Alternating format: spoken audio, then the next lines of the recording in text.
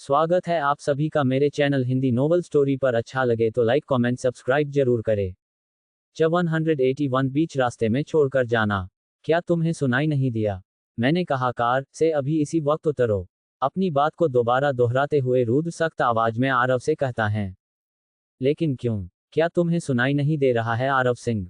मैंने क्या कहा? इसी वक्त तुम कार से उतरो। आरव क्यारा के कई बार कहने के बावजूद भी वह क्यारा की बात नहीं मान रहा था। लेकिन क्यों, तुम्हें अचानक हो क्या गया है? तुम मुझे बीच सड़क में गाड़ी से क्यों उतारना चाहती हो? आरव को बिल्कुल भी समझ नहीं आ रहा था कि आखिर क्यारा ऐसा बिहेव क्यों कर रही है। वह उसे इस तरह से अचानक से कार से उतारने के लिए कैसे कह सकती है? उद्धरण चिन्ह। लगता है तुम मेरी बात इतनी आसानी से नहीं मानोगे। कोई बात नहीं, मुझे पता है मुझे तुमसे अपनी बात कैसे मनवानी है। इतना कहकर क्यारा अपना सीट बेल्ट खोलती है और कार का दरवाजा खोलकर कार से बाहर उतर जाती है। वहीं आरव अपनी जगह पर बैठे हुए समझने की कोशिश कर रहा था आखिर यह करना क्या चाहती है। तभी क्यारा उसके सामने वाले दरवाजे पर आती है और दरवाजा खोलती है और बिना आरव की परमिशन के उसका सीट बेल्ट खोल देती है और फिर आरव की बाजू को पकड़ते हुए उसे कार से बाहर उतार देती हैं। आरव को इस समय क्यारा का मूड बिल्कुल भी समझ नहीं आ रहा था। क्यारा, तुम ये कर क्या रही हो? कहीं तुम्हारा दिमाग तो खराब नहीं हो गया? मेरा दिमाग एकदम सही है और मुझे लगता है हम दोनों एक साथ एक ही कार में नहीं जा सकते हैं, इसलिए अभी कैब पकड़ो और तुम्हें जहां जाना है वहां चले जाओ, क्योंकि मैं तुम्हें अपने साथ नहीं ले जा सकता। चेहरे पर बिना किसी भाव क्यारा कहती है। यह कोई तरीका होता है? तुम ऐसे किसी भी इंसान को सड़क पर कैसे उतार कर छोड़कर जा सकती हो? मैंने तुमसे ऐसा भी क्या गलत पूछ लिया था? मैंने वही सब पूछा जो तुमने मेरे साथ लिफ्ट में किया था। उसके बावजूद भी तुम मुझे बिना किसी वजह के बीच सड़क में उतार कर जा रही हो। क्योंकि तुम्हें मेरी फीलिंग्स जाननी थी ना? तो मेरे दिल में तुम्हारे लिए यही फीलिंग्स कि मैं तुम्हें अपने सामने कुछ पल के लिए भी बर्दाश्त नहीं कर सकता। इतना कहकर क्यारा अपनी जेब से 500 रुपए निकालकर आरव का हाथ पकड़कर उसके हाथ में थमाते हुए कहती है, और अगर तुम्हारे पास कैब बुक करने के लिए पैसे नहीं है तो उसकी फिक्र मत करो, क्योंकि इतने पैसों में तुम आसानी से एक कैब बुक कर सकते हो।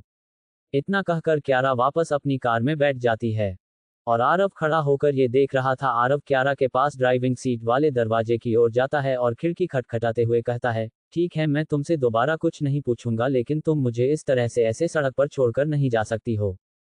लेकिन क्यारा आरव को पूरी तरह से इग्नोर करके वह अपनी कार स्टार्ट करता है और वहां से निकलने से पहले एक बार आरव की ओर देखता है, जो इस समय उसकी विंडो पर खटखटा रहा था और कार में वापस बैठने के लिए कह रहा था, लेकिन क्यारा से इग्नोर करके और अपनी कार लेकर वहां से निकल जाती है। आरव खड़ा रहकर बस क्यारा की कार को जाते हुए देखता रहता है। आरव अपने पांव पर पांव पटकते हुए कहता है, ये दूसरी बार है जब किसी इंसान ने मेरे साथ ऐसा किया है। पहली बार रुद्र मुझे इसी तरह से सड़क के बीचों बीच में छोड़कर चला गया था और आज ये लड़की मुझे बीच सड़क में छोड़कर चली है। इस लड़की ने भी मुझे रुद्र की तरह बीच सड़क पर छोड़ दिया। मुझे समझ नहीं आता आखिर इन दोनों की हरकतें इतनी मैच क्यों करती हैं। आरव सड़क के बीचों बीच में गुस्से में इस समय क्यारा को कोस रहा था। उसके आसपास के लोग उसे अजीब नजरों से देख रहे थे। जब आरव को महसूस होता है कि सभी लोग उसी की ओर देख रहे हैं तो वह जल्दी से एक ऑटो लेता है और उसमें बैठकर वहां से निकल जाता है। आरव को कार से उतारने के बाद रुद्र थोड़ा सा सुकून महसूस कर रहा था। उसके चेहरे पर छाई हुई लाली अब खत्म हो चुकी थी। उसका चेहरा एकदम नॉर्मल लग रहा था, जिस पर कोई भी एक्सप्रेशन नजर नहीं आ रहे थे। एक लंबी सांस लेते हुए रुद्र अपने आप से कहता है, मुझे तुम्हारे लिए बुरा लग रहा है, जानता हूं तुम्हें इस तरह से बीच सड़क पर नहीं उतारना चाहिए था, लेकिन तुमने मेरे पास इसके अलावा और कोई ऑप्शन नहीं छोड़ा। क्योंकि तुम लगातार वह सब बोलते ही जा रहे थे और मैं तुम्हारी बातों को जाकर भी इग्नोर नहीं कर पा रहा था, इसलिए ना चाहते हुए भी तुम्हें मुझे घर से उतरना ही पड़ा।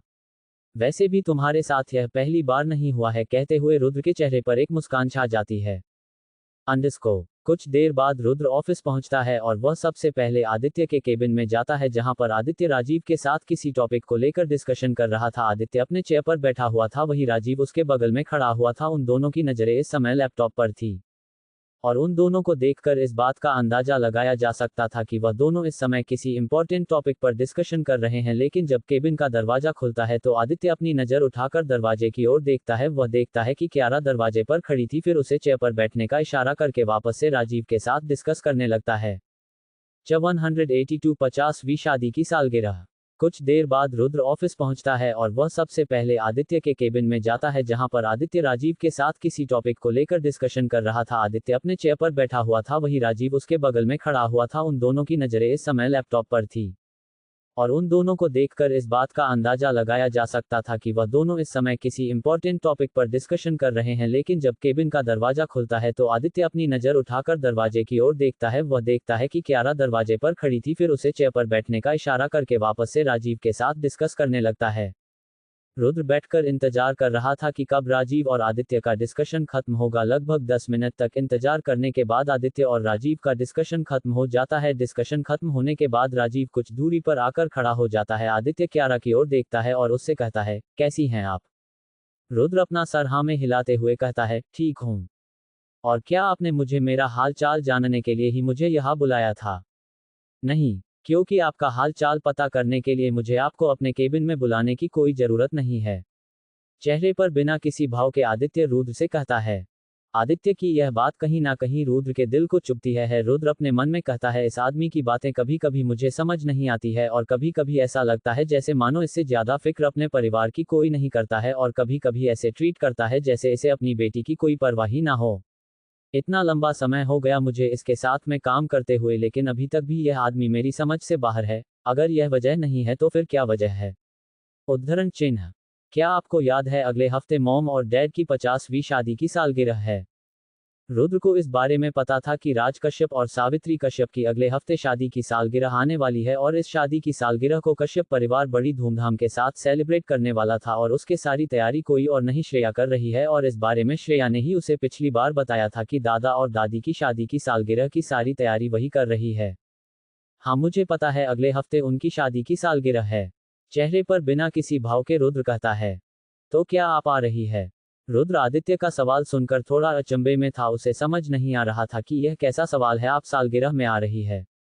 क्योंकि यह क्यारा की दादा दादी की शादी की सालगिरह थी और अपने दादा दादी की सालगिरह में वह कैसे जाने से मना कर सकती है।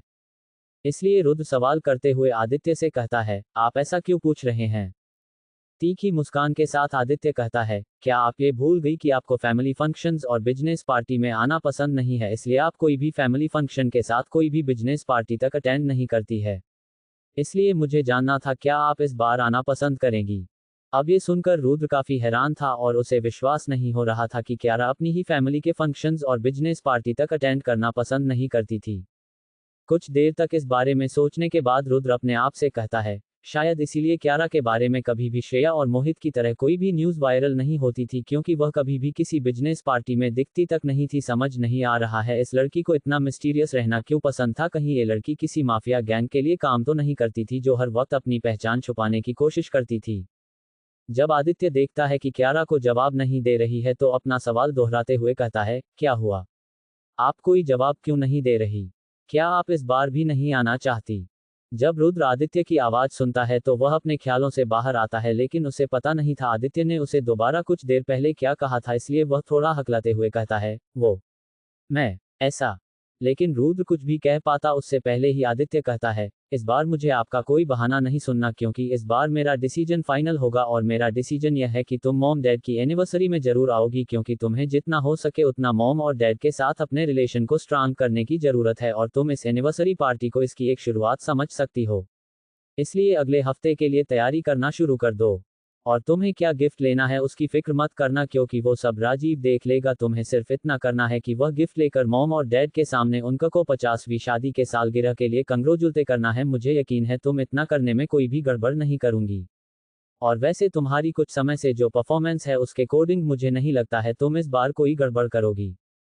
रुद्र आदित्य का एटीट्यूड देखकर काफी हैरान था, क्योंकि आदित्य बिना उसकी परमिशन के उसे ऑर्डर दे रहा है कि उसे क्या करना चाहिए। उसने उसे बोलने का मौका तक नहीं दिया कि वह क्या चाहता है, सीधा अपना डिसीजन सुना दिया। आदित्य क्यारा को इग्नोर करके राजीव से कहता है, राजीव ये तुम्हारे रिस्पॉन्सिबिलिटी है कि। लेकिन आदित्य आगे कुछ भी कह पाता उससे पहले ही रुद्र आदित्य को बीच में इंटरप्ट करते हुए कहता है, आपको नहीं लगता कि मुझे इस तरह से अपना डिसीजन सुनाने से कम आपको एक बार मेरी बात सुन लेनी चाहिए थी। 183 मेरे भी दादा दादी है। रुद्र आदित्य का एटीट्यूड देखकर काफी हैरान था, क्योंकि आदित्य बिना उसकी परमिशन के उसे ऑर्डर दे रहा है कि उसे क्या करना चाहिए। उसने उसे बोलने का मौका तक नहीं दिया कि वह क्या चाहता है, सीधा अपना डिसीजन सुना दिया।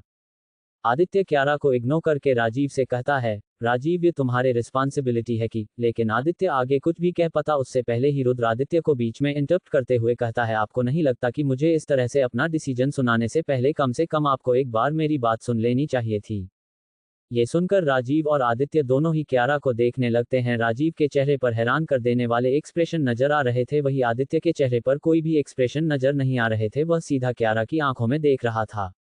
राजीव इतना हैरान इसलिए था क्योंकि पहले कभी भी क्यारा ने आदित्य के डिसीजन के अगेंस्ट या उसके बीच में कभी भी इंटरप्ट नहीं किया था। क्यारा ने पहली बार ऐसा किया था, इसलिए जब क्यारा आदित्य को बीच में इंटरप्ट करते हुए कुछ कहना चाहती थी और इस समय आदित्य की बातों के बीच में इंटरप्ट करते वक्त राजीव को क्यारा की आंखों में कोई भी डर या किसी भी प्रकार की कोई घबराहट नजर नहीं आ रही थी, बल्कि राजीव को क्यारा की आंखों में आज कॉन्फिडेंस नजर आ रहा था। तो आप क्या चाहती हैं, मैं कोई भी डिसीजन लेने से पहले आपके बेफिजूल के बहाने सुनो।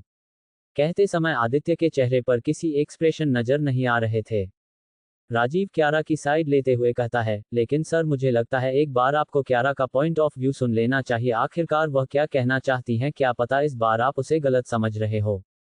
राजीव ऐसा इसलिए कह रहा था क्योंकि वह काफी लंबे समय से क्यारा को फॉलो कर रहा था और उसे फॉलो करने के बाद उसे इस बात का एहसास हुआ था कि क्यारा पहले जैसी बिल्कुल नहीं थी, उसमें पहले के मुकाबले बहुत ज्यादा चेंज आ चुका था। वह पहले की तरह अब किसी भी मुसीबत से भागना पसंद नहीं करती थी, बल्कि उसकी जगह पर किसी भी मुसीबत का उसके सामने खड़े होकर उसका सामना करना जानती थी, इसीलिए राजीव क्यारा की साइड ले रहा था। तो तुम क्या चाहते हो, मैं दोबारा से इसका कोई नया बहाना सुनो कि यह उस वजह से मॉम और डैड की एनिवर्सरी पार्टी में आना नहीं चाहती है क्योंकि इसे पब्लिक के सामने आने से डर लगता है। राजीव की ओर देखते हुए आदित्य कोल्ड टोन में कहता है। रुद्र एक बार फिर से आदित्य को बीच में इंटरप्ट करते हुए कहता है, आपसे किसने कहा कि मैं पार्टी में नहीं आना चाहती। ये सुनते ही आदित्य और राजीव दोनों ही क्यारा की ओर देखने लगते हैं और क्यारा को देखते हुए राजीव के चेहरे पर हल्की सी मुस्कान छा जाती है, क्योंकि उसे पहले से ही भरोसा था कि क्यारा इस बार कोई भी गलत डिसीजन नहीं लेगी और क्यारा ने वही कहा जो उसको उम्मीद थी, इसलिए क्यारा को देखते हुए राजीव के चेहरे पर हल्की सी मुस्कान छा जाती है। वही आदित्य क्यारा को ही देख रहा था, देखते समय अपनी एक आईब्रो को उठाते हुए कोल्ड एक्सप्रेशन में कहता है, क्या मतलब है आपका। मेरा मतलब साफ है, मुझे आपके ऑर्डर की जरूरत नहीं है, मैं पहले से ही इस पार्टी को ज्वाइन करने वाला था, आखिरकार वह मेरे सगे दादा दादी है और ऐसा कैसे हो सकता है कि मैं अपने सगे दादा दादी की 50वीं शादी की सालगिरह को भी उन्हें कांग्रेचुलेट करने के लिए उनकी एनिवर्सरी पार्टी को मिस कर दूं। आपको क्या लगता है मैं इतनी बेकार ग्रैंड चाइल्ड हूँ।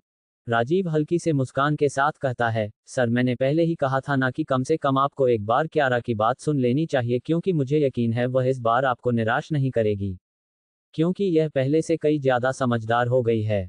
आदित्य कुछ नहीं कहता है, वह अजीब नजरों से क्यारा देख रहा था क्योंकि उसे अभी भी इस बात पर भरोसा नहीं हो रहा था क्यारा जो कह रही है वह सच कह रही है। आप क्या सच में वह मानती हैं जो आप कह रही हैं।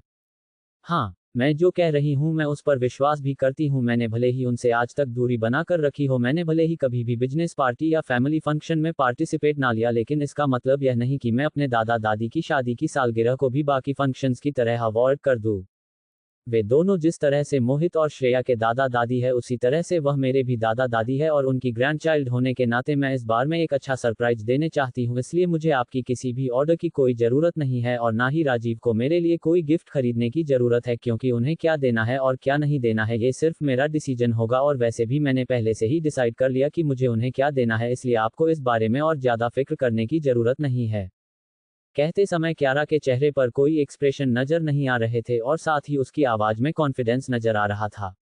आदित्य को क्यारा की आवाज में कॉन्फिडेंस नजर आ रहा था, जिसकी वजह से उसे कहीं से भी नहीं लग रहा था कि क्यारा उससे झूठ बोल रही है। उसे इस समय क्यारा के हर एक शब्द पर पूरा भरोसा था। उसे पता था कि क्यारा अपने आप को बदलने की कोशिश कर रही है, अपने आप में सुधार लाने की कोशिश कर रही है, लेकिन उसने कभी भी ऐसा सोचा नहीं था कि वह इतना ज्यादा चेंज हो चुकी है। उसे ऐसा लग रहा जैसे मानो उसके सामने इस समय उसकी बेटी की जगह पर कोई और इंसान बैठा हुआ है। 184 ब्लैक कार्ड। आदित्य को क्यारा की आवाज में कॉन्फिडेंस नजर आ रहा था, जिसकी वजह से उसे कहीं से भी नहीं लग रहा था कि क्यारा उससे झूठ बोल रही है। उसे इस समय क्यारा के हर एक शब्द पर पूरा भरोसा था। उसे पता था कि क्यारा अपने आप को बदलने की कोशिश कर रही है, अपने आप में सुधार लाने की कोशिश कर रही है, लेकिन उसने कभी भी ऐसा सोचा नहीं था कि वह इतना ज्यादा चेंज हो चुकी है। उसे ऐसा लग रहा है जैसे मानो उसके सामने इस समय उसकी बेटी की जगह पर कोई और इंसान बैठा हुआ है। मुझे जानकर खुशी हुई कि आपने इस बार पार्टी को अवॉइड करने की कोशिश नहीं की।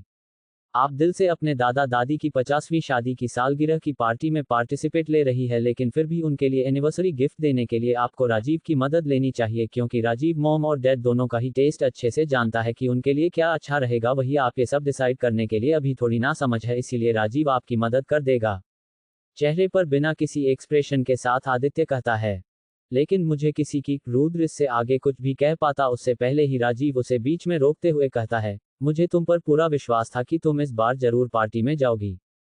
लेकिन तुम्हें सर की बात मान लेनी चाहिए क्योंकि तुमने कभी भी पहले किसी भी बिजनेस पार्टी या फैमिली फंक्शन में पार्टिसिपेट नहीं लिया, इसलिए तुम्हें लोगों के लिए गिफ्ट खरीदने का एक्सपीरियंस नहीं होगा और दादा दादी की पसंद उनके बारे में तो तुम्हें कुछ भी नहीं पता होगा। इसीलिए सर नहीं चाहते हैं कि तुम्हें तुम्हारे ग्रैंड पेरेंट्स के सामने शर्मिंदा ना होना पड़े। और तुम उन्हें पहली बार कुछ देने वाली हो, इसलिए तुम्हें उन पर अपना पहला इंप्रेशन अच्छा बनाना होगा, इसलिए मुझे तुम्हारी मदद करने दो। चेहरे पर हल्की सी मुस्कान के साथ राजीव कहता है। रुद्र अपने मन में कहता है, इन लोगों को मुझ पर भरोसा नहीं है, असलियत में इन्हें मुझ पर नहीं, इन्हें क्यारा पर भरोसा नहीं है, लेकिन जो भी हो मैं राजीव की मदद नहीं ले सकता। डैड, मैं आपको पहले समझा चुकी हूँ, मुझे किसी की मदद की जरूरत नहीं है। आप इतनी सी बात समझना नहीं चाहते हैं, क्यों मुझे इसके लिए फोर्स कर रहे हैं? जब मैं कह रही हूँ कि मैं संभाल सकती हूँ तो मुझ पर आप थोड़ा सा भरोसा नहीं कर सकते हैं, या फिर आप भूल चुके हैं कि मैं आपकी की बेटी हूँ? इस बार कहते समय रुद्र की आवाज थोड़ी तेज थी। क्यारा की तेज आवाज सुनकर राजीव के चेहरे पर शॉकिंग एक्सप्रेशन के साथ क्यारा को देख रहा था, लेकिन वहीं दूसरी ओर आदित्य के चेहरे पर कोई भी एक्सप्रेशन नजर नहीं आ रहे थे, वह एकदम शांत बैठा हुआ था। क्यारा, तुम इस समय अपने डैड से बात कर रही हो, इसलिए तुम्हें अपनी आवाज धीमी रखनी चाहिए, सख्त आवाज में राजीव कहता है। लेकिन आदित्य राजीव को अपना हाथ दिखाकर शांत रहने के लिए कह देता है। राजीव आदित्य का इशारा समझ जाता है और वह चुप हो जाता है। आदित्य शांत लहजे से कहता है, ठीक है, अगर तुम इतना कह रही हो तो मैं तुम्हें मौका देता हूं, मुझे यकीन है तुम मुझे निराश नहीं करोगी।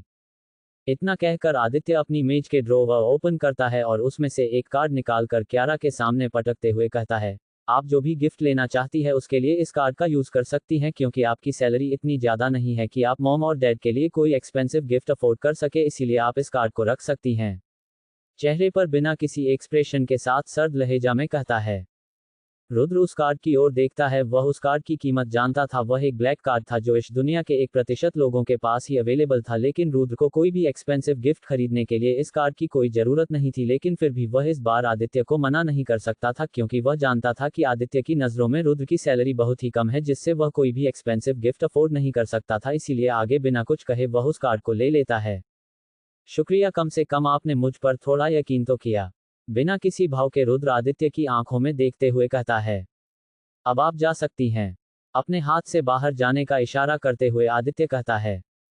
इतना सुनकर रुद्र अपनी जगह से उठता है और आदित्य के केबिन से बाहर निकल जाता है। क्यारा के वहां से जाने के बाद राजीव आदित्य से कहता है, सर, आपने पहले कभी भी क्यारा को किसी भी फैमिली फंक्शन को अटेंड करने के लिए फोर्स नहीं किया था, तो आप इस बार उसे फोर्स क्यों कर रहे थे? जहां तक मैं आपको समझता हूं, आपके लिए यह एनिवर्सरी इतनी भी जरूरी नहीं है, क्योंकि भले ही यह एनिवर्सरी आपके मॉम डैड की है, उसके बावजूद भी आप इस एनिवर्सरी से दिल से कनेक्ट नहीं है, और फिर भी आप इसे स्पेशल बनाने की कोशिश कर रहे हैं, और साथ ही अब आप क्यारा के राज सर के साथ रिश्ते भी सुधारना चाहते हो। ये सारी बातें तो एक ही दिशा की ओर इशारा करती है, कहीं आप। कहते कहते राजीव रुक जाता है, क्योंकि वह आगे कहना चाहता था, लेकिन उसकी आगे कहने की हिम्मत नहीं हो पा रही थी। 185 आदित्य की ख्वाहिश। क्यारा के वहां से जाने के बाद राजीव आदित्य से कहता है, सर, आपने पहले कभी भी क्यारा को किसी भी फैमिली फंक्शन को अटेंड करने के लिए फोर्स नहीं किया था, तो आप इस बार उसे फोर्स क्यों कर रहे थे?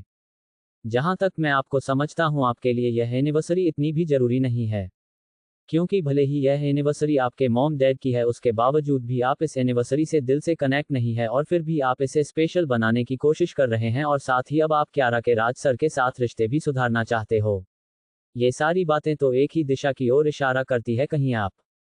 कहते कहते राजीव रुक जाता है, क्योंकि वह आगे कहना चाहता था, लेकिन उसकी आगे कहने की हिम्मत नहीं हो पा रही थी। लेकिन जैसे ही आदित्य राजीव के शब्द सुनता है, वह समझ जाता है कि राजीव आगे क्या कहना चाहता था, वह उससे क्या जानना चाहता था, लेकिन फिर भी आदित्य कुछ नहीं कहता है, बस उसके चेहरे पर एक हल्की सी मुस्कान छा जाती है। राजीव आदित्य की मुस्कान देख रहा था। राजीव अपने मन में कहता है, अब इस मुस्कान के पीछे की वजह क्या है? कहीं वो तो नहीं जो मैं सोच रहा हूं। जब राजीव अपने ख्यालों में खोया हुआ था, तभी उसे आवाज सुनाई देती है, मुझे पता है। यह आवाज किसी और की नहीं, आदित्य की थी। आदित्य की आवाज सुनकर वह अपने ख्यालों से बाहर आता है। आदित्य कहता है, मुझे पता है तुम क्या सोच रहे हो और तुम क्या कहना चाहते हो। अगर तुम जानने को इतना ही उत्सुक हो तो मैं तुम्हें बताता हूं, तुम जो सोच रहे हो एकदम सही सोच रहे हो। मैं क्यारा को इस कंपनी का अगला CEO बनाना चाहता हूं। राजीव यही सोच रहा था और जैसे ही वह आदित्य के शब्द सुनता है तो वह शॉक रह जाता है, क्योंकि क्यारा वह कंपनी का सीईओ बनाना इतना भी आसान नहीं था। राज कभी भी इसकी परमिशन नहीं देगा। उसके लिए अपने सारे ग्रैंडचाइल्ड में सबसे फेवरेट कार्तिक और उसके बाद श्रेया थी, और वह श्रेया को ही अपनी कंपनी का वारिस मानता था, जबकि कार्तिक को डार्क ईगल्स का वारिस मानता था। उसके अलावा राज को अपने किसी भी दूसरे ग्रैंडचाइल्ड से कोई भी उम्मीद नहीं थी। इसलिए क्यारा को कश्यप एम्पायर का सीईओ बनाना इतना भी आसान नहीं था। लेकिन सर, जो आप सोच रहे हैं, आपको यकीन है ऐसा हो सकता है क्योंकि आप जानते हैं ना, राज सर श्रेया को अपने वारिस के तौर पर देखते हैं। उसके बावजूद आपको लगता है कि आप क्यारा को श्रेया की जगह दिला पाएंगे। भले ही क्यारा अपनी काबिलियत से कितनी ही आगे बढ़ जाए, लेकिन मुझे नहीं लगता कि वह कभी भी श्रेया की जगह ले सकती है। चेहरे पर बिना किसी एक्सप्रेशन के राजीव आदित्य से किया था। आदित्य कुछ नहीं कहता है, वह शांति से अपनी चेयर पर बैठा हुआ था। वह अपना सर चेयर से टिकाकर बैठ जाता है। उसके चेहरे पर कोई भी भाव नजर नहीं आ रहे थे, इसलिए राजीव उसे देखकर समझ नहीं पा रहा था कि वह इस समय आदित्य क्या सोच रहा है। कुछ देर तक उन दोनों के बीच में अनचाही सी शांति छा जाती है। कुछ देर बाद इस शांति को तोड़ते हुए राजीव कहता है, राजीव, कुछ सवालों का जवाब हमें समय के साथ मिलते हैं, इसलिए तुम्हारे भी इन सारे सवालों का जवाब समय के साथ तुम्हें मिल जाएगा। अभी के लिए तुम क्यारा की मदद करने पर ध्यान दो। कहते समय आदित्य के चेहरे पर कोई भी भाव नजर नहीं आ रहे थे। राजीव अपना सर झुकाते हुए कहता है, ठीक है सर, मैं इस बात का ध्यान रखूंगा। कुछ देर बाद राजीव का फोन कॉल रिंग होने लगता है। राजीव फोन अपने पॉकेट से निकालता है और फोन का नंबर देखते ही उसके माथे पर अचानक से सिकन आ जाती है। आदित्य चेयर पर बैठे हुए राजीव की ओर देखता है। वह राजीव के चेहरे पर अचानक से छाई हुई शिकन को देख लेता है और राजीव के माथे की शिकन को देखकर और समझ जाता है जरूर कुछ ना कुछ तो गड़बड़ है। राजीव फोन अटेंड नहीं कर रहा था। जब आदित्य ये नोटिस करता है तो वह कहता है, क्या हुआ, तुम इतनी देर से फोन को देख क्या रहे हो? क्या तुम्हें फोन अटेंड नहीं करना चाहिए? क्योंकि सर, फोन इटली से है। ये सुनकर आदित्य के चेहरे पर भी एक अजीब से एक्सप्रेशन दिखाई देने लगते हैं। फोन अटेंड करो जरूर, कार्तिक ने फिर से कुछ किया हुआ, इसलिए उठा लो, देखते हैं इस बार उसने क्या किया है। शांत लहजे से आदित्य कहता है। राजीव, हम। आदित्य की बात मानकर राजीव अपना फोन अटेंड कर लेता है। राजीव फोन अटेंड करके बोलता है, हेलो। सामने से आवाज आती है, राजीव सर। वो कहते कहते सामने वाला व्यक्ति रुक गया था। सामने वाले व्यक्ति की आवाज में राजीव को एक घबराहट महसूस हो रही थी। वह बोलते समय अटक रहा था, जैसे मानो वह कुछ कहना चाहता था लेकिन चाहकर भी कह नहीं पा रहा था। अटकती हुई आवाज को सुनकर राजीव कहता है, क्या हुआ, तुम कुछ बोल क्यों नहीं रहे हो? और तुम्हारी आवाज में मुझे घबराहट महसूस हो रही है, कहीं कुछ गड़बड़ तो नहीं है? क्या कार्तिक ठीक है? वो सर, कार्तिक सर। एक बार फिर से सामने वाला व्यक्ति कहते कहते सामने वाला व्यक्ति रुक जाता है। उस आदमी की लगातार अटकती हुई आवाज को सुनकर अब राजीव को भी घबराहट महसूस होने लगी थी, इसलिए राजीव अपने शब्दों को तेज करते हुए कहता है, मैंने पूछा, बोलो क्या हुआ? वो राजीव सर, कार्तिक सर बिना किसी को बताए मेंशन से चले गए। शायद कार्तिक सर वाई सिटी पहुंच चुके हैं। क्या कहा तुमने? हैरान होते हुए राजीव कहता है। 186 कार्तिक इन वाई सिटी। उस आदमी की लगातार अटकती हुई आवाज को सुनकर अब राजीव को भी घबराहट महसूस होने लगी थी, इसलिए राजीव अपने शब्दों को तेज करते हुए कहता है, मैंने पूछा, बोलो क्या हुआ? वो राजीव सर, कार्तिक सर बिना किसी को बताए मेंशन से चले गए। शायद कार्तिक सर वाई सिटी पहुंच चुके हैं। क्या कहा तुमने? हैरान होते हुए राजीव कहता है। सर, कार्तिक सर यहां से जा चुके हैं। डरती हुई आवाज में व्यक्ति कहता है। तुम्हारे होते हुए ऐसा कैसे हो सकता है? राजीव सवाल करते हुए कहता है। सर, हमसे गलती हो गई। कार्तिक सर ने हमसे झूठ कहा था कि वे कुछ देर के लिए बाहर जा रहे हैं। उनके साथ में बॉडीगार्ड भी गए थे, लेकिन उन्होंने सारे बॉडीगार्ड को चकमा देकर भाग गए। डरते हुए सामने वाला व्यक्ति कहता है। आदित्य चेयर पर बैठे हुए राजीव के रिएक्शन देख रहा था। वह समझ चुका था जरूर कुछ ना कुछ तो गड़बड़ हुई है, जिसकी वजह से राजीव के चेहरे पर परेशानी के बादल नजर आ रहे हैं, लेकिन फिर भी आदित्य राजीव को बीच में बात करते हुए डिस्टर्ब नहीं करता है। तुम सब सारे के सारे निकम्मे हो। क्या तुम लोग एक 23 साल के लड़के को नहीं संभाल सकते हो? गुस्सा करते हुए राजीव कहता है। सॉरी सर, गलती हो गई। अब ये बताओ कि वह इस समय कहाँ है? सर, कार्तिक से जरूर वाई सिटी पहुंच चुके होंगे। राजीव कहता है, लेकिन तुम इतना यकीन से कैसे कह सकते हो कि वह वाई सिटी के लिए निकला है? कहते समय राजीव के चेहरे पर टेंशन भरे एक्सप्रेशन नजर आ रहे थे। क्योंकि सर, हमने एयरपोर्ट के सीसीटीवी कैमरा को चेक किया है और एयरपोर्ट के सीसीटीवी कैमरा में उन्हें कैप्चर किया गया है। वहीं से हमें पता चला कि उन्होंने वाई सिटी के लिए प्लेन पकड़ी है। तुम लोग किसी काम के नहीं हो। इतना कहकर राजीव फोन कट कर देता है। आदित्य राजीव की ओर देखते हुए शांत लहजे से कहता है, क्या हुआ, तुम परेशान नजर आ रहे हो और किसका फोन था? सर वो कार्तिक, कहते कहते राजीव रुक जाता है क्योंकि उसके चेहरे पर भी घबराहट दिखाई दे रही थी। कार्तिक का नाम सुनते ही आदित्य अपने चेयर से उठता है और राजीव की ओर देखते हुए कहता है, क्या हुआ कार्तिक को? आदित्य की आवाज में कार्तिक के लिए फिक्र नजर आ रही थी। सर कार्तिक को कुछ हुआ नहीं है, लेकिन कार्तिक सारे बॉडीगार्ड को चकमा देखकर मैंशन से भाग निकला है और वह इस समय वाइस सिटी में है क्योंकि उसे एयरपोर्ट पर वाइस सिटी की प्लेन पकड़ते हुए देखा गया है। अपनी नजर झुकते हुए राजीव कहता है।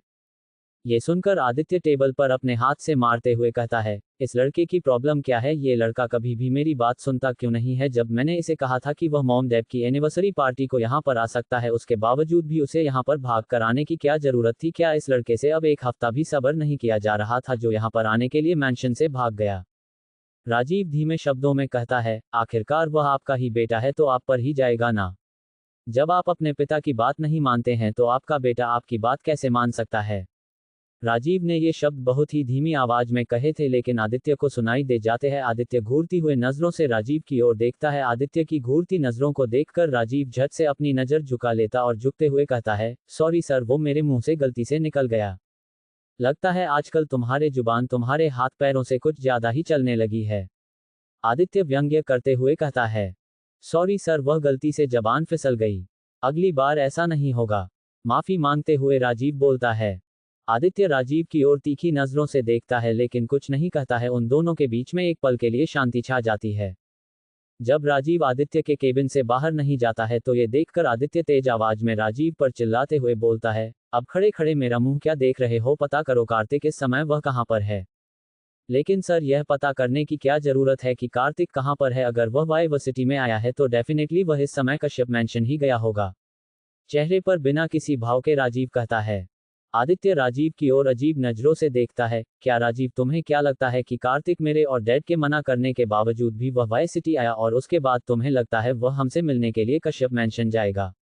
क्या तुम्हारा दिमाग खराब हो गया है? आप फिर तुम अपनी अकल का उसे करना भूल गए हो।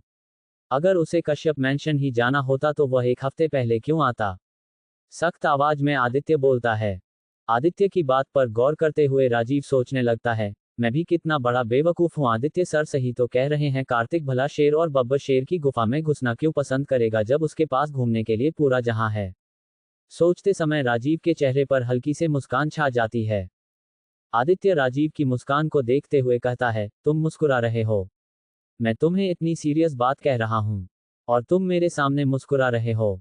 कोल्ड स्टोन में आदित्य बोलता है।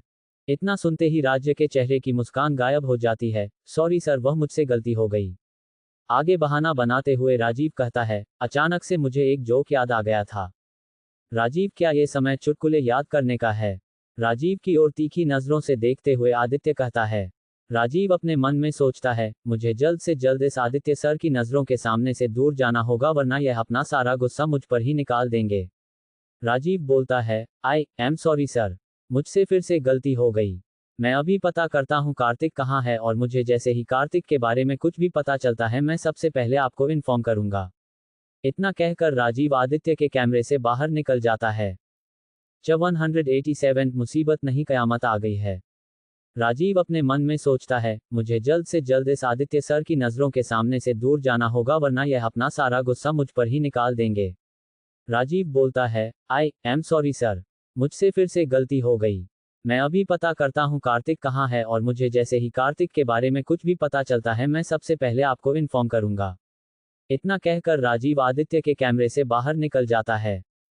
राजीव के केबिन से बाहर जाने के बाद आदित्य अपनी चेयर से खड़ा होता है और विंडो की ओर जाकर बाहर देखने लगता है और बाहर देखते हुए कहता है, न जाने वह इस समय कहां पर छुपा होगा। मुझे नहीं लगता वह एक हफ्ते पहले सामने आने वाला है। योजक चिन्ह। एक ब्लैक रेंज रोवर सड़क पर दौड़ रही थी। कार में इस समय फुल स्पीड पर गाने बज रहे थे। कार का ड्राइवर कोई और नहीं एरिक था। वह इस समय गानों की धुन में खोया हुआ था। उसके चेहरे पर इस समय कोई भी टेंशन नजर नहीं आ रही थी। वह अपनी मस्ती में खोया हुआ था। एरिक के बाल लंबे थे जो कि जेल से सेट हो रखे थे। उसने ग्रे कलर का 3 पीस सूट पहना हुआ था। उसके ब्लैक कलर के शर्ट के ऊपर के 2 बटन खुले हुए थे जिससे उसकी कॉलरबान नजर आ रही थी जो उसे और भी ज्यादा अट्रैक्टिव बना रही थी। वह काफी हैंडसम लग रहा था। उसका ड्रेसिंग सेंस बहुत अच्छा था और भला उसका ड्रेसिंग सेंस कैसे अच्छा नहीं हो सकता था। वह पूरी कंट्री का टॉप 5 फैशन डिजाइनर में से एक था। एरिक स्पीड में अपनी गाड़ी चला रहा था, तभी उसका फोन रिंग होने लगता है, जो इस समय पैसेंजर सीट पर पड़ा हुआ एरिक ड्राइविंग से ध्यान हटाकर फोन उठाता है और देखता है किसका कॉल आ रहा है। कॉलर आईडी पर तरुण का नाम लिखा हुआ आ रहा था। अब यह मुझे फोन क्यों कर रहा है? एरिक फोन को देखने लगता है। वह कंफ्यूज था कि उसे फोन उठाना चाहिए या नहीं उठाना चाहिए। ग्रीन बटन को स्वीप करने के लिए अपना अंगूठा आगे बढ़ता है, लेकिन फिर अगले ही पल अपना अंगूठा पीछे कर लेता है। मुझे इस समय कोई भी बैड न्यूज़ सुनने की इच्छा नहीं है, इसलिए माफ करना, मैं तुम्हारा फोन नहीं उठाना चाहता। इतना कहकर एक बार फिर से फोन को पैसेंजर सीट पटक देता है। फोन कई बार रिंग होता है, लेकिन एरिक फोन को इग्नोर कर देता है। थोड़ी देर बाद एरिक की रेंज रोवर फैशन हाउस के सामने आकर रुकती है। पार्किंग लॉट में अपनी कार को पार्क करता है और मोबाइल उठाकर अंदर चल देता है। चलते वक्त उसका फोन एक बार फिर से बजने लगता है। इरिटेट होते हुए एरिक कहता है, इसे समझ क्यों नहीं आ रहा है? अगर मैं इसका कॉल अटेंड नहीं करना चाहता, इसका मतलब मैं इससे बात नहीं करना चाहता, उसके बावजूद भी मुझे कॉल क्यों कर रहा है? ऐसी भी कौन सी आफत आ गई जो मुझसे बात करने के लिए इतना मचल रहा है? इतना कहकर एरिक अपने फोन की ओर देखता है। उसे इस बार तरुण कॉल नहीं कर रहा था, बल्कि उसे इस बार ऋषि कॉल कर रहा था। ऋषि का कॉल देखकर एरिक कहता है, मैंने तरुण का फोन अटेंड नहीं किया, इसलिए अब ऋषि मुझे कॉल कर रहा है। आखिर इन दोनों को मुझसे क्या चाहिए? अब मैं और ज्यादा इग्नोर नहीं कर सकता, इसलिए मुझे इसका कॉल उठाना ही पड़ेगा। इतना कहकर एरिक ऋषि का कॉल अटेंड कर लेता है। एरिक कुछ भी कह पाता उससे पहले ही सामने से चिल्लाते हुए आवाज आती है, एरिक तुम्हारी प्रॉब्लम क्या है? तुम तरुण का कॉल क्यों नहीं अटेंड कर रहे हो? वह तुम्हें कितनी देर से कॉल कर रहा है, लेकिन तुम बार बार उसकी कॉल को इग्नोर क्यों कर रहे हो? अब मैंने तुम्हारा कॉल अटेंड कर लिया ना, तो मुझ पर इस तरह से चिल्लाने की कोई ज़रूरत नहीं है। वैसे भी जिस काम से वह मुझे कॉल कर रहा होगा, उसी काम से तुमने मुझे कॉल किया है। बोलो अब कौन सी मुसीबत आ गई जिसकी वजह से तुम दोनों मुझसे बात करने के लिए इतना बेकरार हो रहे हो? नाटकीय अंदाज से एरिक ऋषि से कहता है। मुसीबत नहीं, कयामत आ गई है। ये सुनकर एरिक चेहरे पर अजीब से एक्सप्रेशन छा जाते हैं। कयामत आ गई है? क्या कह रहे हो? मुझे कुछ समझ नहीं आ रहा है। जो भी कहना है, क्या तुम साफ साफ शब्दों में कह सकते हो? एरिक कहता है। तुम साफ साफ सुनना चाहते हो ना, तो ठीक है, मेरे सवाल का जवाब दो। ये बताओ, कार्तिक सर कहाँ है? कोल्ड टोन में ऋषि कहता है। ये सुनकर एरिक के चेहरे पर अजीब एक्सप्रेशन छा जाते हैं। तुम मुझसे ऐसा क्यों पूछ रहे हो? कार्तिक कहाँ है? वो तो इस समय इटली में होगा ना। नहीं, वो वहां नहीं है, ऋषि शांत लहजे से कहता है। क्या मतलब है तुम्हारा? वो वहां नहीं है? अगर वह इस समय इटली में नहीं है तो कहां पर है? इस बार एरिक की आवाज में एक अजीब सी बेचैनी महसूस की जा सकती थी। क्या तुम्हें समझ नहीं आ रहा मैं क्या कहना चाहता हूँ? मेरा मतलब साफ साफ है, कार्तिक सर इटली के मेंशन से भाग चुके हैं और इस समय किसी को भी नहीं पता है कि वह कहाँ है। बस हमें इतना पता है कि वह इस समय वाई सिटी में ही है, लेकिन वाई सिटी में कहां पर है, इस बारे में किसी को कुछ नहीं पता है। उद्धरण चिन्ह 188 दोस्ती से ज्यादा दुश्मनी का रिश्ता है। क्या मतलब है तुम्हारा? वो वहां नहीं है? अगर वह इस समय इटली में नहीं है तो कहां पर है? इस बार एरिक की आवाज में एक अजीब सी बेचैनी महसूस की जा सकती थी। क्या तुम्हें समझ नहीं आ रहा मैं क्या कहना चाहता हूं? मेरा मतलब साफ साफ है, कार्तिक सर इटली के मेंशन से भाग चुके हैं और इस समय किसी को भी नहीं पता है कि वह कहां है। बस हमें इतना पता है कि वह इस समय वाई सिटी में ही है, लेकिन वाई सिटी में कहां पर है, इस बारे में किसी को कुछ नहीं पता है। उद्धरण चिन्ह। इतना सुनते ही एरिक चलते हुए अपनी जगह पर रुक जाता है और हैरान होते हुए कहता है, क्या कहा? वह इटली से भाग गया है और वो इस समय वाई सिटी में है? हाँ, तुमने सही सुना, कार्तिक सर इस समय वाई सिटी में है और आदित्य सर उसे ढूंढ रहे हैं, इसीलिए मैंने तुम्हें फोन किया है। क्या तुम्हें पता है कार्तिक सर कहाँ है? एरिक कुछ देर तक शांत रहता है। उसके मुंह से कोई शब्द नहीं निकल रहे थे। जब सामने से कोई आवाज नहीं आती तो ऋषि फिर से कहता है, एरिक तुम्हें क्या हुआ? जवाब दो, क्या तुम्हें पता है कार्तिक सर कहाँ है? एरिक के चेहरे के एक्सप्रेशन बदल जाते हैं। समझ पाना मुश्किल था कि वह इस समय क्या सोच रहा है, लेकिन इतना अंदाजा जरूर लगाया जा सकता था कि वह अब इरिटेट हो रहा है। एरिक इरिटेट होते हुए कहता है, मुझे नहीं पता कार्तिक कहाँ है, और तुम्हें क्या लगता है कार्तिक ने वहां से भागने से पहले मुझे क्या इन्फॉर्म किया था कि वह मेरे पास आ रहा है? जो तुम दोनों को लगता है कि वह इस समय मेरे साथ होगा, इसलिए तुम मुझे फोन करके परेशान कर रहे हो। कोल्ड टोन में एरिक कहता है। ऋषि, एरिक मेरा मतलब। लेकिन एरिक ऋषि को बीच में रोकते हुए कहता है, और अगर तुम्हें उसे ढूंढना है तो उसे उसके अपने घर पर ढूंढो। डेफिनेटली वह कश्यप मेंशन ही गया होगा ना। अगर वह वहां पर नहीं है तो उसके दोस्तों से पूछो। लेकिन तुम दोनों मुझे क्यों पूछ रहे हो? फोन स्पीकर पर था। एरिक और ऋषि के बीच में जो भी बात हो रही थी वह सारी बातें तरुण भी सुन रहा था। जब वह देखता है कि एरिक ऋषि को कोई बोलने का मौका नहीं दे रहा है और बेवजह ऋषि पर अपना गुस्सा निकाल रहा है तो वह ऋषि के हाथ से फोन लेते हुए कहता है, एरिक तुम ऋषि पर गुस्सा क्यों कर रहे हो? उसने तुमसे ऐसा भी क्या पूछ लिया है जो तुम ऐसा रिएक्ट कर रहे हो? सार्कास्टिक टोन एरिक बोलता है। ओ रियली तरुण, तुम्हें लगता है मैं बेवजह गुस्सा कर रहा हूं? क्या तुम्हें ये बात मुझे फोन करने से पहले नहीं सोचनी चाहिए थी? तुम्हारे कॉल करने के बाद मेरा कैसा बर्ताव होता? और तुम दोनों को क्यों लगता है मुझे कार्तिक के बारे में कुछ भी पता होगा? तरुण, एरिक कार्तिक सर और तुम। तरुण आगे कुछ भी कह पाता उससे पहले ही एरिक कहता है, मैं और वह क्या? क्या तुम्हें सच में लगता है हम दोनों दोस्त हैं जो वह सबसे पहले मेरे पास आएगा? क्या तुम भूल गए वह मुझे किस तरह से ट्रीट करता है? हम दोनों में दोस्ती से ज्यादा दुश्मनी का रिश्ता है। उसके बावजूद भी तुम लोगों को लगता है वो मेरे साथ होगा? लगता है तुम्हारा दिमाग खराब है। एरिक, इसमें गुस्सा होने वाली क्या बात है? मेरे कहने का मतलब वो नहीं था, मैं सिर्फ इतना कहना चाहता था शायद क्या पता कार्तिक सर तुमसे मिले हो, क्योंकि तुमने उनके साथ कई बार काम किया है और डार्क ईगल में सबसे ज्यादा तुम। ऋषि आगे कुछ कह पाता उससे पहले ही एक बार फिर एरिक उसे बीच में रोकते हुए कहता है, ऋषि मैं तुम्हें आखिरी बार समझा रहा हूं, मुझे दोबारा डार्क ईगल से जोड़ने की कोशिश मत करना क्योंकि मैंने काफी समय पहले ही डार्क ईगल से अपना सारा रिश्ता तोड़ दिया है और तुम जानती हो मैंने ऐसा क्यों किया था। उसके बावजूद भी तुम मुझे उसके बारे में पूछने के लिए फोन कर रहे हो, इसलिए दोबारा मुझे ना ही डार्क ईगल से जुड़ी हुई कोई बात जानने और ना ही मुझे कार्तिक के बारे में कुछ भी सुनने की इच्छा है, इसलिए दोबारा गलती से भी मुझे फोन करने की कोशिश मत करना। इतना कहकर एरिक ऋषि का कॉल कट कर देता है और साथ ही उसके नंबर को ब्लॉक कर देता है। ऋषि एक बार फिर से एरिक को कॉल करने की कोशिश करता है लेकिन इस बार एरिक ने उसका नंबर ब्लॉक कर दिया था, इसलिए वह उसे कॉल नहीं कर पा रहा था। ऋषि चिल्लाते हुए कहता है, इस इंसान की प्रॉब्लम क्या है कि कभी भी हमारी बात सुनता क्यों नहीं है? मुझे भी नहीं पता इसकी क्या प्रॉब्लम है। जब से इसने डार्क ईगल को छोड़ा है तब से यह उसके बारे में कोई बात ही नहीं करना चाहता है। ऋषि कहता है, लेकिन हमने डार्क ईगल के बारे में थोड़ी ना बात की थी, हमने तो बस कार्तिक सर के बारे में पूछा था।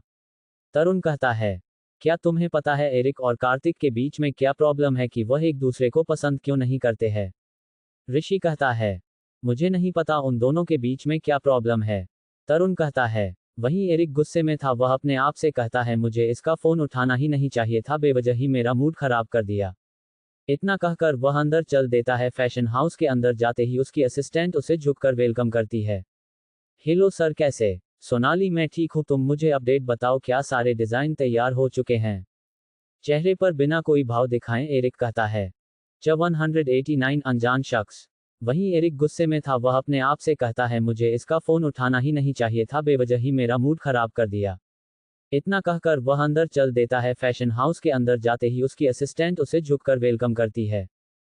हेलो सर, कैसे? सोनाली, मैं ठीक हूँ, तुम मुझे अपडेट बताओ, क्या सारे डिजाइन तैयार हो चुके हैं? चेहरे पर बिना कोई भाव दिखाएं एरिक कहता है। सोनाली, ये वही सोनाली थी जो कुछ महीने पहले आरव की नई गर्लफ्रेंड बनी थी। अब आरव और सोनाली का ब्रेकअप हो चुका था और वह दोनों एक दूसरे से अलग हो चुके थे।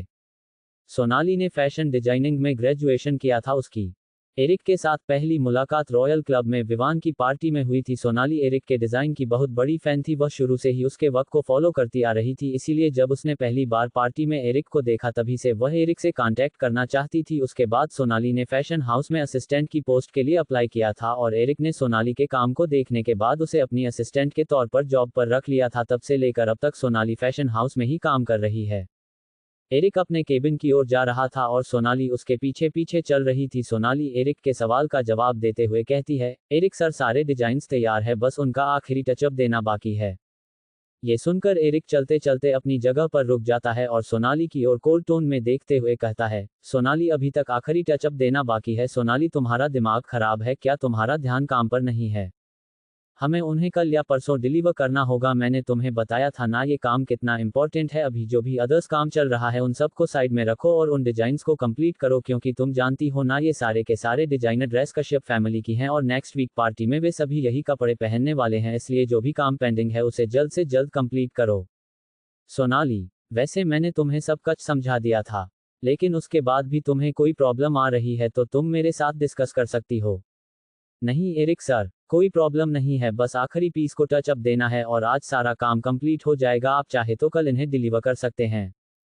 क्या तुम सच कह रहे हो? मेरी कोई मदद नहीं चाहिए? सोनाली, नहीं सर, ठीक है, फिर भी मैं आखिरी बाहर सारे डिजाइन को चेक कर लेता हूं क्योंकि मुझे कोई भी गड़बड़ नहीं चाहिए। इतना कहकर एरिक अपने केबिन की ओर जाने लगता है, तभी सोनाली पीछे से रोकते हुए बोलती है, एरिक सर। एरिक फिर से रुकते हुए सोनाली की ओर देखते हुए बोलता है, क्या हुआ? क्या तुम्हें और कुछ कहना है? कहते समय एरिक के चेहरे पर कोई भी एक्सप्रेशन नजर नहीं आ रहे थे। हाँ सर, वो आपसे मिलने के लिए कोई आया है। कहते समय सोनाली के चेहरे पर थोड़े अजीब से एक्सप्रेशन नजर आ रहे थे। क्या कहा? मुझसे मिलने के लिए कोई आया है? क्या मोहित आया है? सवालिया नजरों से देखते हुए एरिक बोलता है। नहीं सर, मोहित नहीं है, कोई और है। कोई और है? फिर भी कौन आया है? कम से कम उसने तुम्हें अपना नाम तो बताया होगा कि वह कौन है और मुझसे क्यों मिलना चाहता है। सवालिया नजरों से देखते हुए एरिक बोलता है। सोनाली की चेहरे पर एक अजीब सी हिचकिचाहट दिखाई दे रही थी, वह अपनी नजरें चुरा रही थी। आई एम सॉरी सर, लेकिन मुझे नहीं पता वह कौन है और उसने अपना नाम भी नहीं बताया, बस उन्होंने इतना कहा कि वह आपको जानता है। यहाँ तक कि रिसेप्शन पर उसने अपनी आईडी भी दिखाना जरूरी नहीं समझा, वह जबरदस्ती अंदर आ गया। ये सुनकर आर्यन के चेहरे पर कॉल्ड एक्सप्रेशन छा जाते हैं, वह सख्त आवाज में बोलता है, सोनाली क्या तुम किसी को भी बिना आईडी प्रूफ के फैशन हाउस में एंट्री कैसे दे सकती हो? कम से कम किसी इंसान को यहाँ पर एंट्री देने से पहले तुम्हें उसकी आईडी प्रूफ देख लेना चाहिए। और उस इंसान ने तुम्हें अपना नाम तक नहीं बताया और तुमने उसे अंदर घुसा लिया, क्या तुम्हें इतनी भी अकल नहीं है? सॉरी एरिक सर, मैंने उसे कितनी बार समझाया लेकिन उसने मेरी बात ही नहीं मानी, वह जबरदस्ती अंदर आ गया। कहते समय सोनाली के चेहरे पर उदासी छा जाती है। सोनाली का उतरा हुआ चेहरा देखकर एरिक उसे आगे कुछ नहीं कहता है। ठीक है, बताओ वो आदमी कहाँ पर है? मैं उसे देख लेता हूँ। कुछ देर पहले यही सोफे पर बैठा हुआ था, शायद अब अंदर चला गया होगा। इधर उधर देखते हुए सोनाली कहती है, क्या वो आदमी इसे अपना घर समझता है जो बिना परमिशन के यहाँ पर भटक रहा है? तभी सोनाली कहती है, सर वो रहा, देखो वो लड़का वहां पर कपड़े देख रहा है। एक आदमी की ओर इशारा करते हुए सोनाली कहती है। सोनाली ने जिस आदमी की ओर इशारा किया था, एरिक उस दिशा की ओर देखता है, वहां पर एक आदमी खड़ा था। उस आदमी ने ऊपर से लेकर नीचे तक ब्लैक कलर के कपड़े पहन रखे थे, उसके शूज से लेकर उसकी पेंट और उसकी लेदर जैकेट भी ब्लैक थी। एरिक लड़के की और एक टक देखता है, उसे देखकर उसके चेहरे पर अजीब एक्सप्रेशन छा जाते हैं। वह सोचता है, यह इंसान जाना पहचाना क्यों लग रहा है, अपने मन में सोचता है। कुछ देर सोचने लगता है और कुछ देर बाद हैरानी से कहता है, कार्तिक 190 गन। तभी सोनाली कहती हैं, सर वो रहा, देखो वो लड़का वहां पर कपड़े देख रहा है। एक आदमी की ओर इशारा करते हुए सोनाली कहती है।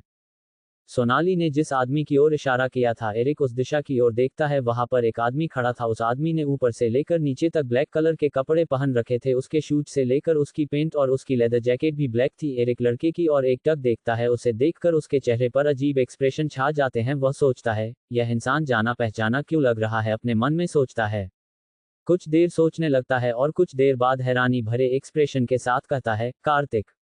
एरिक कार्तिक को देखकर कुछ समय के लिए ब्लैंक हो गया था। सोनाली देखती है कि एरिक एकटक उस आदमी की ओर देखे जा रहा है लेकिन कोई भी रिएक्शन नहीं दे रहा है, लेकिन सोनाली एरिक के चेहरे पर हैरानी भरे एक्सप्रेशन देख पा रहे थी। ये देखकर सोनाली कहती हैं, एरिक सर क्या हुआ? जब सोनाली की आवाज एरिक के कानों में पड़ती है तो एरिक अपने ख्यालों से बाहर आता है और सोनाली की ओर देखते हुए कहता है, कुछ नहीं, वह बस मैं अचानक कुछ सोचने लगा था। कहते समय एरिक की आवाज में एक अजीब सी हिचकिचाहट महसूस की जा सकती थी। सोनाली कोई जवाब नहीं देती है, वह बस एरिक की ओर देख रही थी। उसे एरिक के चेहरे पर अजीब से एक्सप्रेशन नजर आ रहे थे, जैसे मानो उसे आदमी को देखकर अचानक से परेशान हो गया हो। सोनाली अपने मन में सोचती है, क्या एरिक सर किसी चीज को लेकर परेशान है और उस लड़के को देखकर उनके चेहरे का रंग फीका क्यों पड़ गया है? क्या यह इसे पहले से जानते हैं? वरना किसी भी अनजान इंसान को देखकर कोई भी इंसान इतनी सोच में कैसे पड़ सकता है? एरिक देखता है कि सोनाली उसे अजीब नजरों से देख रही है, इसलिए सोनाली का ध्यान अपने ऊपर से हटाने के लिए सोनाली की ओर देखते हुए बोलता है, तुम अपना काम करो, मैं उसे देखता हूँ। सर लेकिन संभाल कर, क्योंकि मैंने उस लड़के के पास कुछ देखा है। हिचकिचाते हुए सोनाली बोलती है। सोनाली की आवाज में एरिक को एक अजीब सी घबराहट और डर महसूस हो रहा था। उसे देखकर महसूस किया जा सकता था जैसे मानो सोनाली किसी चीज को लेकर डरी हुई है। सवालिया नजरों से देखते हुए एरिक सोनाली से बोलता है, क्या हुआ, तुमने क्या देखा है? हिचकी चाहते हुए सोनाली कहती है, सर मैंने उस लड़के की जैकेट के अंदर गन देखी है, इसलिए मुझे लगता है ये लड़का कोई आम इंसान नहीं है, लेकिन इसे देखकर मुझे ये भी नहीं लगता कि यह पुलिस फोर्स से बिलोंग करता है, शायद ये लड़का किसी माफिया गैंग से बिलोंग करता होगा। कहते समय सोनाली की आंखों में एक डर नजर आ रहा था। एरिक कुछ नहीं कहता है, वह ब्लैंक हो जाता है, उसे समझ नहीं आ रहा था अब उसे सोनाली से क्या कहना चाहिए। वह अपने मन में सोचता है, ये यहाँ पर अपने साथ गन लेकर आया है, क्या इसका दिमाग खराब है, क्या ये सबको बताना चाहता है कि असलियत में क्या काम करता है। अब इसकी बेवकूफ़ी की वजह से मैं सोनाली को कैसे समझाऊं, क्योंकि मैं इसे ये तो नहीं बता सकता कि यह सच में इस दुनिया की सबसे बड़ी माफिया ऑर्गेनाइजेशन डार्क ईगल का होने वाला हेड है। मुझे बात को घुमाना होगा। सोनाली, मुझे लगता है शायद तुम्हें कोई गलतफहमी हुई होगी, क्योंकि भला कोई भी ऐसे अपने साथ गन लेकर क्यों घूमेगा। बात को घूमने की कोशिश करते हुए एरिक बोलता है। लेकिन सोनाली एरिक के पास इतनी आसानी से कहाँ मानने वाली थी, इसलिए वह बोलती है, नहीं सर, मुझे कोई गलतफहमी नहीं हुई है, मैं जो कह रही हूँ वह सच कह रही हूँ। मैंने सच में इस लड़की है के पास बंदूक देखी है, मुझे अपनी आंखों पर पूरा भरोसा है, मुझे यकीन है, मुझे कोई भी गलतफहमी नहीं हुई है। धीमी आवाज में सोनाली कहती हैं। एरिक अपने मन में सोचता है, मेरे आसपास ही ऐसी लड़कियां क्यों रहती है जिन्हें बेवकूफ़ बनाना मुश्किल है, लेकिन जो भी हो मुझे बात को तो घुमाना ही होगा। एरिक, सोनाली तुम्हारी बातों में आत्मविश्वास देकर मुझे भी लगता है शायद तुम सही कह रही हो, लेकिन एक बात का ध्यान रखना, अगर सच में इसके पास गन है तो तुम इस बारे में किसी को कुछ मत बताना, क्योंकि हम कोई खतरा मोल नहीं ले सकते हैं, इसलिए तुम्हें किसी भी स्टाफ मेंबर को इस बारे में कुछ भी बताने की कोई ज़रूरत नहीं है। तुम समझ रही हो ना मैं तुमसे क्या कहना चाहता हूँ। उम्मीद भरी नजरों से देखते हुए एरिक सोनाली से कहता है। सोनाली अपने मन में सोचती है, अगर सर को मेरी बात पर विश्वास है कि लड़के के पास गन है तो ये जानने के बाद तो इन्हें तो पुलिस को इन्फॉर्म करना चाहिए, लेकिन यह मुझे चुप रहने के लिए कह रहे हैं। आखिर यह छुपाना क्यों चाहते हैं, इसका मतलब तो यही हुआ, इनका इसके साथ में सच में कोई कनेक्शन है। अगर इनका इस लड़के के साथ में कोई कनेक्शन है तो मेरा चुप रहना ही सही होगा। जब सोनाली गहरी सोच में डूबी हुई थी, ये देखकर एरिक कहता है, सोनाली क्या सोच रही हो। एरिक की आवाज़ सुनकर सोनाली रियलिटी में आती है और कहती है, कुछ नहीं सर, मुझे लगता है आप सही कह रहे हैं, मैं किसी भी स्टाफ मेंबर को इस बारे में कुछ नहीं बताऊंगी। To be continued. Subscribe my channel, like, comment.